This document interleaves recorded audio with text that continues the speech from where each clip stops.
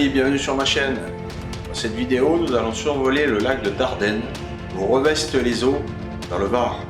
Vous voulez toujours me suivre sur ma chaîne Laurent Collard de vol de drone, n'hésitez pas à vous abonner et de cliquer sur la petite cloche. Allez, au revoir, merci. À bientôt.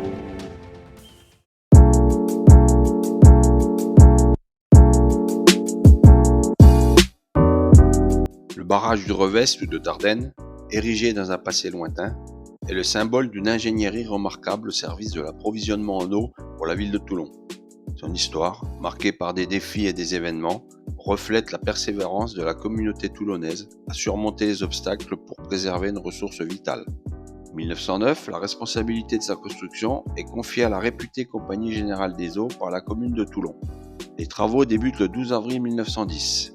Dès avril 1912, la mise en eau du barrage est amorcée, permettant de retenir l'eau du Ragasse et d'autres sources pour alimenter les Toulonnais en période de besoin, notamment pendant les étés arides où la sécheresse sévit dans la région.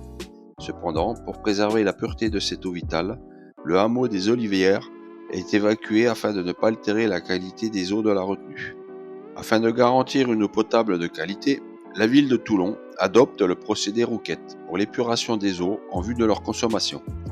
Cette mesure contribue à assurer aux habitants un approvisionnement sûr et salubre en eau potable tout au long des années. Le barrage de Dardenne, témoin des tumultes du XXe siècle, résiste aux deux guerres mondiales sans subir de dommages majeurs. Cependant, la Seconde Guerre mondiale a un impact significatif sur l'approvisionnement en eau des Toulonnais. Les bombardements survenus à partir de novembre 1943 endommagent gravement les infrastructures de transport d'eau, privant ainsi la population d'une ressource vitale.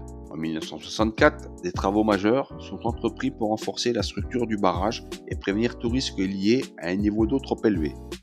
Lors de cette opération, des fuites sont repérées et comblées grâce à des forages dans le barrage et ses fondations, permettant de mesurer la pression des fluides à l'aide de piézomètres. Ensuite, une usine d'alimentation en eau potable est érigée au pied du barrage pour traiter les eaux de la retenue avant leur distribution aux Toulonnais. Cela garantit une eau potable propre et saine pour la population de la région. Malgré ces réalisations et son importance pour la région, le barrage de Dardenne se retrouve confronté à des défis réglementaires. Pour assurer la pérennité du barrage et son adaptation aux nouvelles normes, des projets de rénovation sont à l'étude.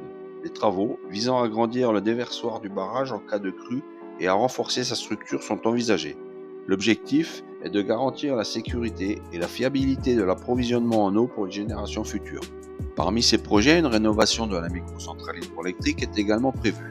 Modernisant cette centrale, le barrage pourra générer davantage d'électricité, contribuant ainsi à la production d'énergie propre pour la région.